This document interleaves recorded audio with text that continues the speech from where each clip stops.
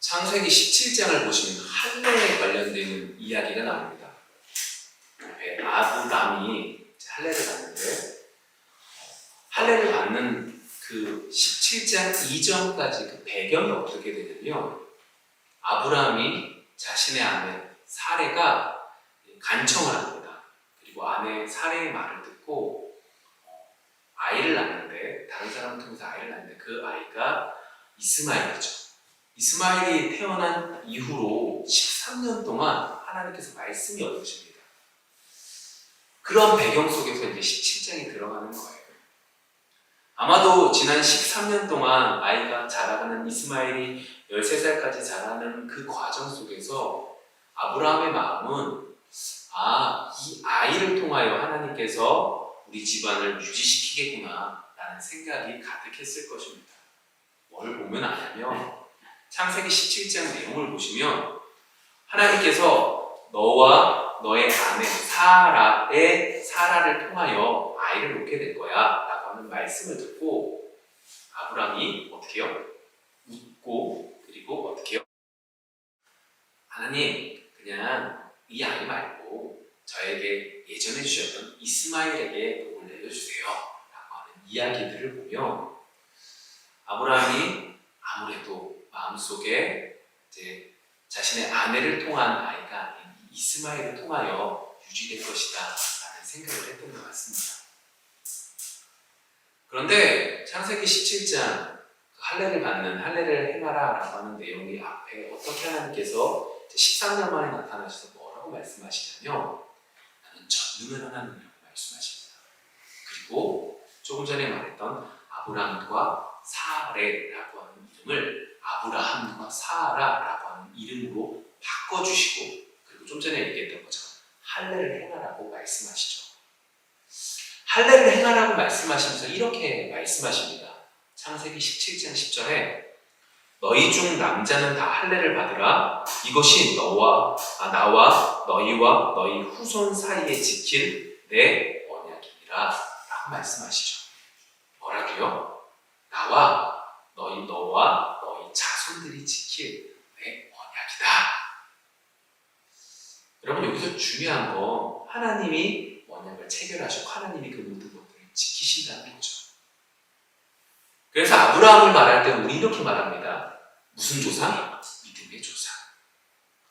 정말 대단하다. 이 의미 속에서 믿음의 조상이라고 말씀하신 것이 아니라 하나님이 하나님의 언약을 이루어 가셔서 만드실 우리에게 있어서 모범이 될 대상으로 아브라함을 우리에게 보여주셨고 우리 역시 아브라함과 같은 그러한 과정들을 밟아가며 하나님 우리를 만들어 가실 것을 고대하며 그리고 그 속에서 싸워가면서 나아가게 될 줄 믿습니다. 그런 의미 속에서 할례라는 게 참 중요해요. 할례를 통하여 내가 너를 이끌어갈 거야 라고 하는 하나님의 말씀이 보이게 되는 겁니다. 한 가지 문제가 생깁니다. 이 귀한 할례가 시간이 지나면서 어떻게 변질되느냐? 이것이 선민의식의 근본이 되어버리기 시작합니다.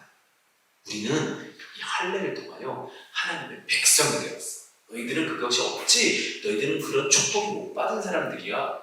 라고 이야기하기 시작했던 거죠. 이것이 그들에게 있어서 자랑거리가 되었고 심지어 이것이 하나님 앞에 나갈 때 떳떳함이 되었음을 우리는 성경을 통하여 너무나 볼 수 있죠.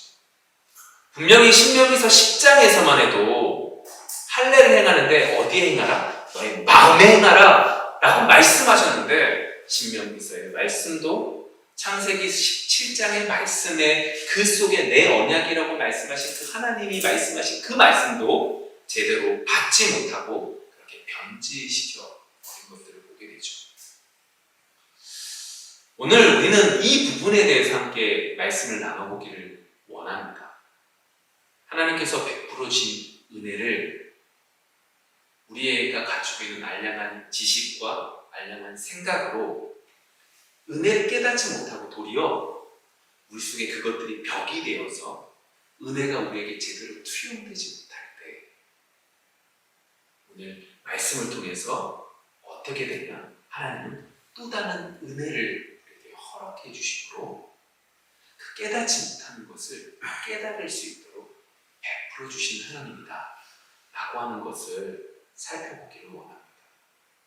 고넬료와 베드로의 이야기들을, 사건을 통하여 은혜를 누리기를 원합니다. 초대 교회에 있어서, 특별히 사도행전에 있어서 가장 중요한 사건이 뭐냐라고 말할 때 여러 사건들이 있겠지만 첫 번째로 가장 중요하게 여기는 사건이 사도행전 2장에 나타나는 성령이 강림하는 사건입니다. 예수님께서 승천하셨습니다. 120명이 된 사람들이 다락방에서 기도하고 있었을 때에 성령이 불의 혀같이 내려와 은혜를 베풀어 주신 것이죠. 많은 유대인들 가운데 하나님께서 하나님의 자녀로, 정말로 하나님의 자녀로, 예수 그리스도를 통해 하나님의 자녀로 선택된 사람들은 이 120명이 그때까지는 전부였던 거죠. 그것이 성령의 강림의 의미이고, 그것을 통하여 뭘 느낄 수 있는, 하나님의 천국 백성의 특권과 여러 가지들을 맛볼 수 있게 되는 것을 보게 됩니다.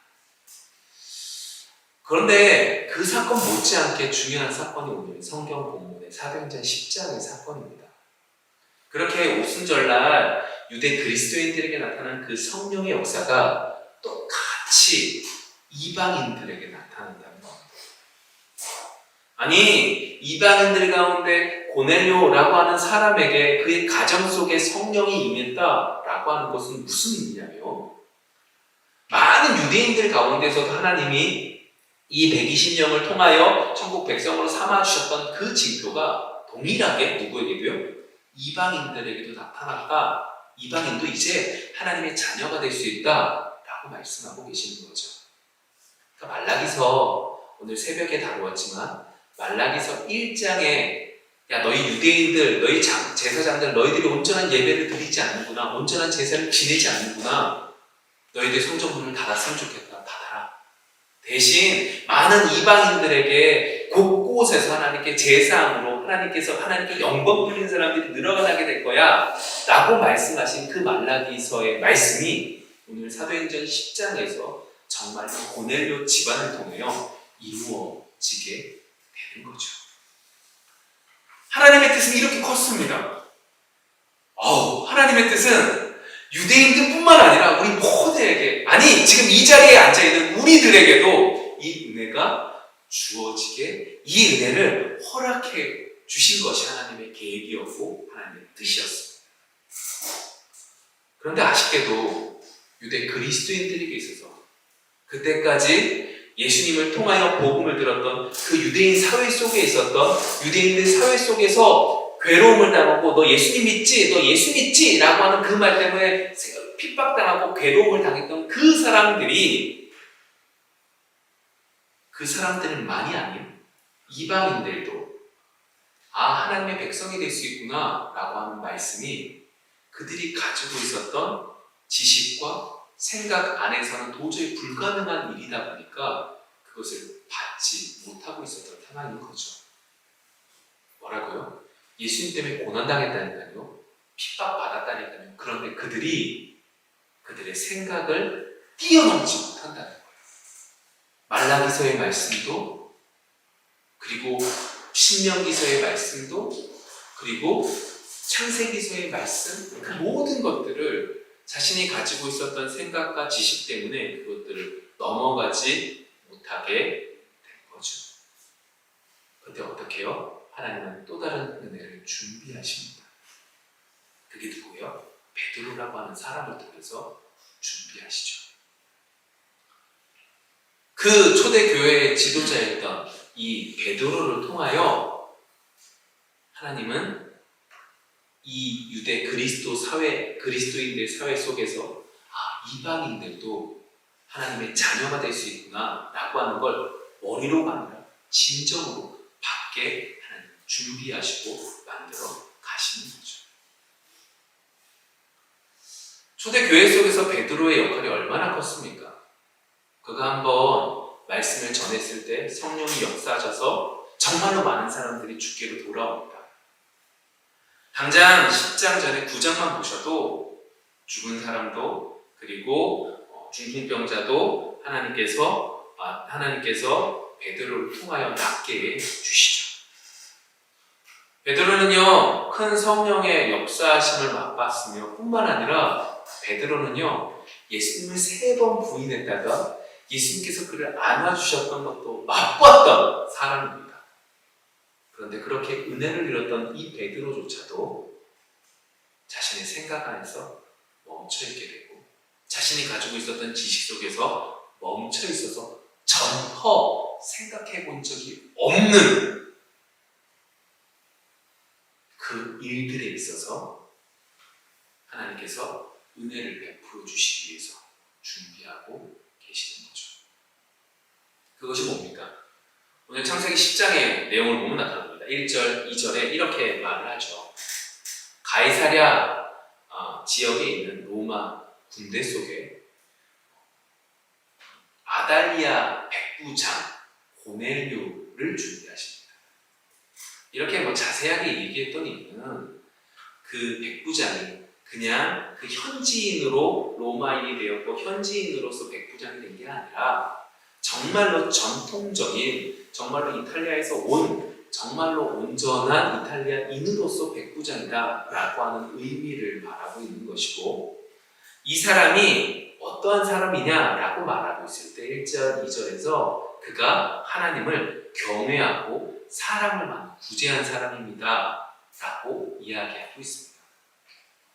아마도 그가 백부장이기 때문에 완전한 개종은 할 수 없었지만 그럼에도 불구하고 하나님 앞에 온전히 나아가려고 몸부림치고 하나님을 경외하고 그리고 백성들에게 구제를 했던 사람이다 라고 이야기하고 있는 거죠. 하나님은 그 사람을 베드로와 유대 그리스도인들의 사회를 그들의 가치관들을 바꾸기 위해서 준비하신 거예요. 근데 잘 보세요. 그럼 고넬료는 베드로와 그리고 유대 그리스도인들의 사회를 바꾸기 위해서만 준비된 사람이냐? 아니라는 거예요. 이 고넬료라고 하는 사람에게 하나님의 은혜를 깨닫고 하나님을 믿었던 이 사람에게, 그래서 구제됐던 이 사람에게도 부족한 부분이 있었다는 거예요. 그의 생각, 그의 가치관 안에서 한 번도 생각해보지 않았던 존재에 대해서 하나님께서는 그 고넬료에게도 알려주기를 원하셨던 거죠. 그래서 오늘 10장의 앞부분에 보시면 고넬료에게 나타나서 하나님께서 천사를 통하여 말씀하고 계십니다. 뭐라고 말하냐? 내 기도와 구제가 하늘에 상달되었다. 하나님이 기억하셨다. 야, 기억판 됐으니까 너한테 가장 좋은 걸 줄 거야 라고 말씀하시죠.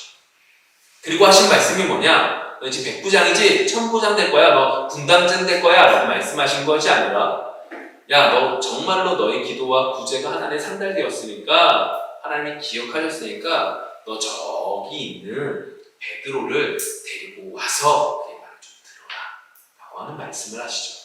여기서 중요한 한 가지를 우리는 깨닫게 됩니다. 그게 뭐예요? 우리에게서 진정한 축복은 하나님을 알아가는 겁니다. 우리에게서 진정한 축복은 예수님을 알아가는 겁니다.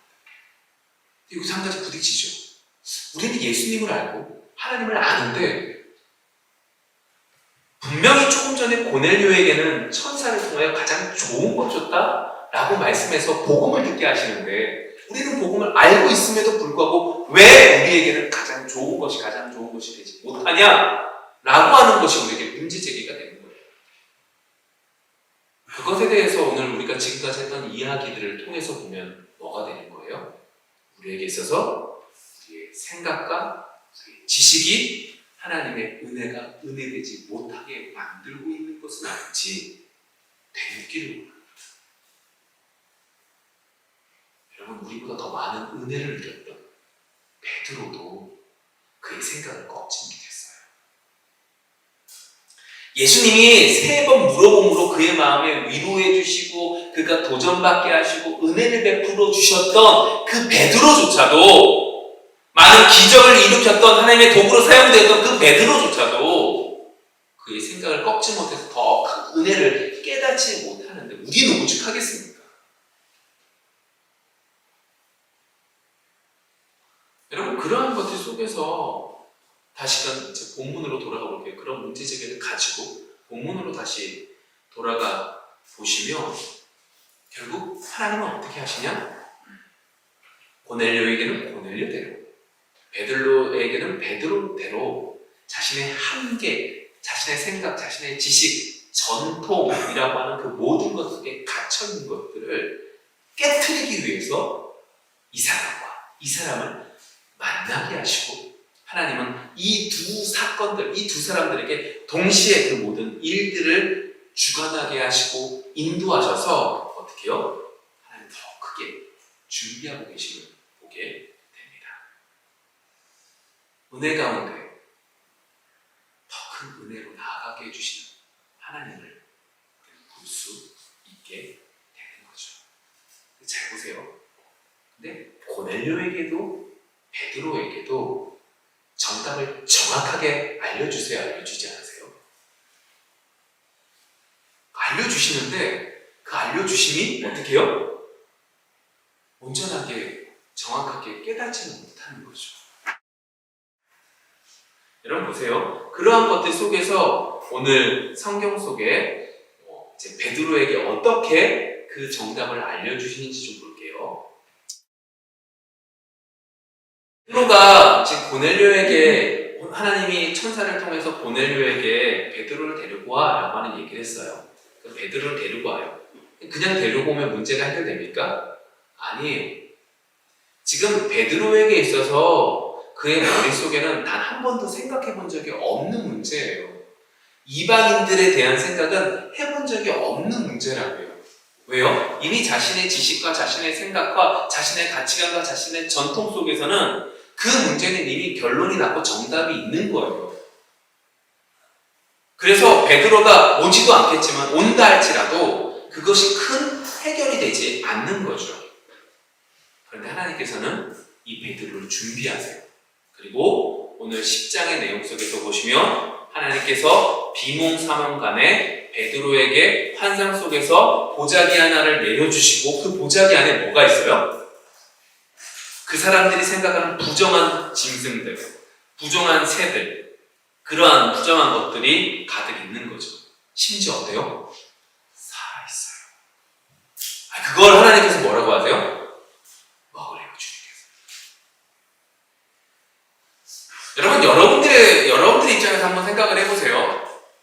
내가 이건 하나님이 정말로 기뻐하시는 일이야 라고 생각했던 그 일들이 내가 정말로 꼭꼭 붙잡고, 이건 정말로 붙잡고 있는 나의 자존심과 같은 정말 하나님이 기뻐하시는 일이라고 생각했던 그 일들이 여러 가지 상황들을 통하여 이것이 아니라고 말하는 것들을 보게 될 때 여러분 어떻게 하시겠습니까? 아마 베드로는 이렇게 생각했을 겁니다. 하나님이, 주님께서 나를 시험하시나? 지금 주님께서 내가 어느 정도의 믿음의 신앙이 있는지 보시기 위해서 나를 지금 준비하시고 시험하고 계시는 건가? 내가 지금 어떻게 해야 되는 거지? 라고 하는 여러 가지 혼란스러움과 여러 가지 생각들이 가득했을 겁니다. 그것도 살아있는 걸 직접 살아서 잡아먹으라고 말하니 오죽하겠습니까? 아니, 지금까지 긴 시간 동안, 정말로 오랜 긴 시간 동안 하나님께서 주신 율법에 맞추어서 그 말씀대로 살아왔던데 그 모든 것들을 이렇게 환상 속에서 끊으라고 말씀하시는 것이 오죽 황당스럽고 오죽 혼란스러웠겠어요. 안 한다고 합니다. 근데 하나님께서 뭐라고 하시죠? 14절 뭐라고 하냐? 이렇게 말합니다. 속되고 깨끗하지 아니한 물건을 내가 언제든지 먹지 않겠습니다 라고 말을 하니까 주님께서 뭐라고 말씀하시냐? 야, 내가 속되다고 말하지 않는데 왜 네가 그렇게 판단을 하니? 라고 하는 말씀을 하시죠. 그것이 3번 반복됩니다. 베드로에게서 3이라고 하는 게 마음이 참 혼란스러울 겁니다. 3번 부인했죠? 3번 말씀하시죠? 그래서 3이라는 게 참 그런데 또 어떻게 해요? 환상을 3번 보여주세요. 그리고 주님께서 하시는 말씀이 야, 내가 아니라고 하는데 네가 왜 그래? 라고 하는 말씀을 하시는 거예요. 지금까지 내가 가지고 있었던 가치관과 지식으로는 도저히 불가능한데 그것에 대해서 주님께서 문제 제기를 하시는 거죠. 혼란스럽습니다. 내가 무엇이 올바른지 생각하지 못합니다. 근데 그때 무슨 일이 일어나요? 그 고넬료가 보냈던 사람들이 베드로에게 도착하게 되고 베드로가 그 사람들을 따라가게 됩니다. 왜요? 분명히 환상 속에서 그렇게 말씀하셨거든요. 그렇다면 그 환상을 보게 하시고 이 사람이 오게 하는데 이 사람이 이방인이라는 걸 알고 어떻게 해요? 그렇다면 이게 좀 연결이 있나 싶어서 가는 거죠. 여러분, 우리의 생각에서는 정답이 하나님께서 딱 알려주면 너는 이렇게 해라 라고 말하면 되게 좋을 것 같지만 그렇지 않습니다. 우리의 생각은 언제 죽을지를 알면 참 좋을 것 같지만 그렇지 않죠. 언제 죽을지 알면 어때요? 두렵지요. 시간이 다가갈수록 두렵지요. 여러분, 일주일 있다가 죽는다는 걸 알아보십시오. 어떻게 하시겠습니까? 쉽지 않아요. 우리의 생각에는 그 정답을 알면 좋을 것 같지만 그렇지 않습니다. 베드로도 지금 마찬가지예요. 야, 너 이방인에게 가서 복음을 전해라. 성령이 임할 것이다. 라고 말씀을 들었다고 해봅시다. 그것보다 베드로가 자신이 알고 있는 자신의 그 틀 안에서 하나씩 깨트려가는 것 속에 하나님의 은혜를 맛보아 하나님께서 말씀하시고 역사하시는 것이 구약의 말씀이 어떻게 이루어지는 것을 깨닫게 된다면 하나님이 단순히 말씀하신 것보다 더 큰 은혜가 그의 속에 있을 것이고 더 큰 그릇이 되어져 갈 거죠. 여러분, 우리 인생 속에 하나님이 우리 앞에 정답을 안 보이게 해주셨어요? 그게 은혜입니다. 받기 힘들어요.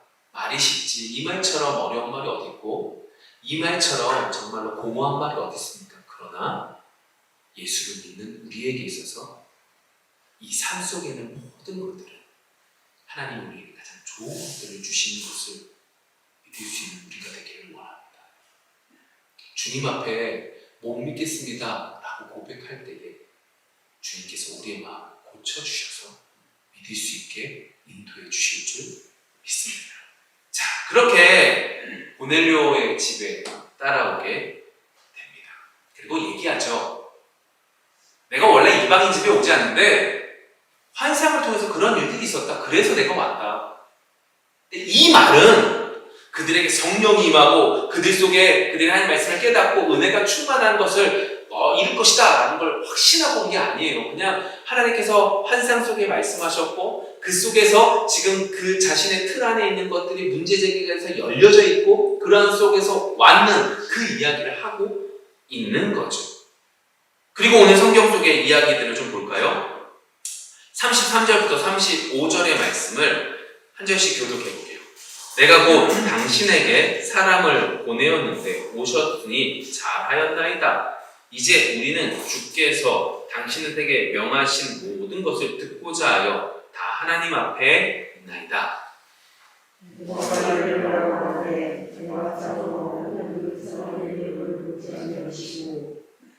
각 나라 중 하나님을 경외하며 의를 행하는 사람은 다 받으시는 줄 깨달았다.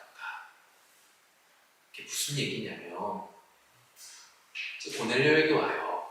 그리고 고넬료에게 와서 여러 가지 일들을 통하여 베드로를 깨달은 게 있는 거예요.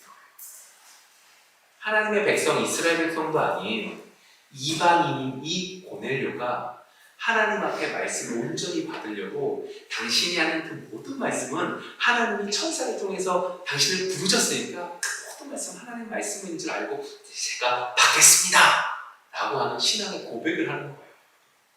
와, 유대인들도 그렇게 받지 못하는데 이방인이 그렇게 받는 거죠.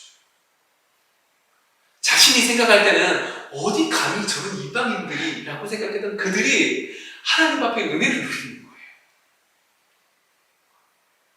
그리고 베드로가 얘기하는 거죠.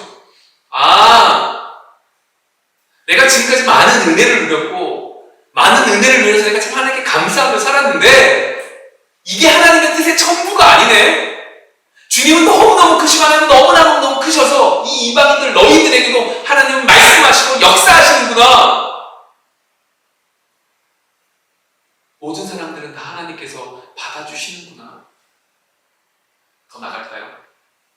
예수님께서 십자가에 못 박혀 돌아가시는 것이 내가 부인해서 부활하신 후에 3번 나타나서 나를 위로해 주신 그 정도가 아니라 우리들만 아니라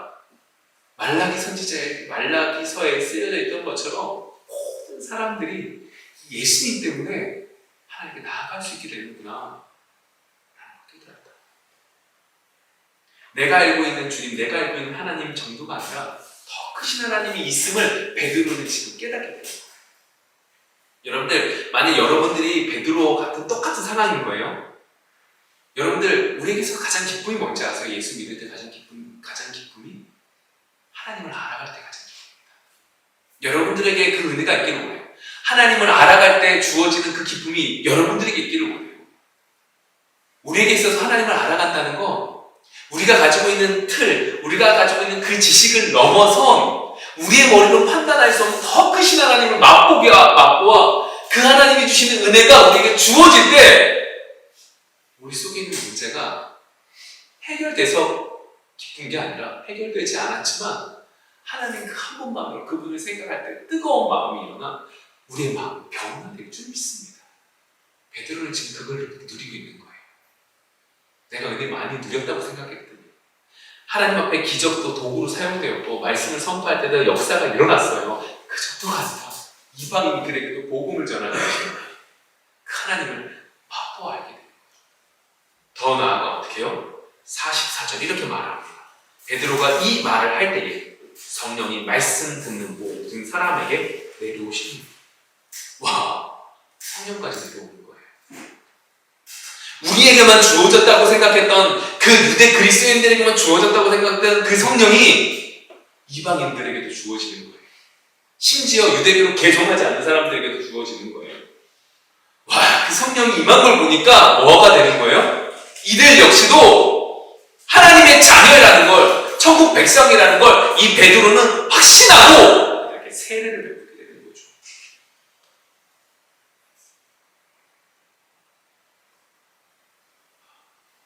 반대로 고넬료는 어떨까요? 고넬료의 머릿속에서는요 한계가 있었어요. 그가 믿고 있었던 하나님은 어떤 하나님일까요? 예수님이 없는 하나님이에요. 구약의 하나님은 알고 있었다. 근데 구약의 하나님은 알고 열심히 헌신하고 열심히 하나님 앞에 나아갔더니 하나님이 천사를 통하여 준비되어져 가고 있는 그 베드로를 통하여 누구를 알려주시는 거예요? 예수님. 정말로 구약에서 그렇게 말했던 그 메시아가 예수님이라는 걸 이 고넬료는 알게 된 거죠. 지금까지도 하나님의 은혜로 살아서 하나님을 믿고 하나님 앞에 헌신하며 살았다며 이제는 예수 그리스도를 믿어서 그 은혜가 무엇인지 알아 더 큰 기쁨을 누리며 살아가는 것이 이 고넬료가 된 거죠. 고넬료는 고넬료대로, 베드로는 베드로대로 자신의 생각의 틀을 뛰어넘는 더 크신 하나님을 경험하며 더 크신 하나님을 맛보아 그들의 인생이 변화되게 되는 시작점이 오늘 말씀의 시작이 된 거죠.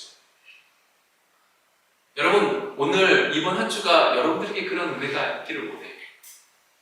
여러분들이 어떤 하나님을 얼마나 아느냐?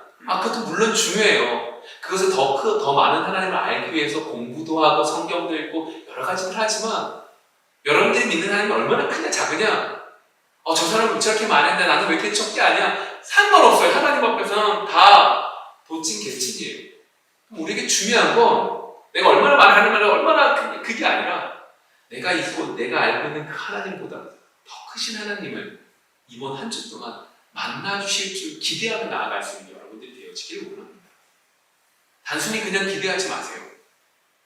여러분들이 당연하다고 여기는 그 생각을 뛰어넘는 분이 하나님이신 것을 인정하여 이번 한 주 하나님을 맛볼 수 있는 여러분들이 되어지기를 원해요.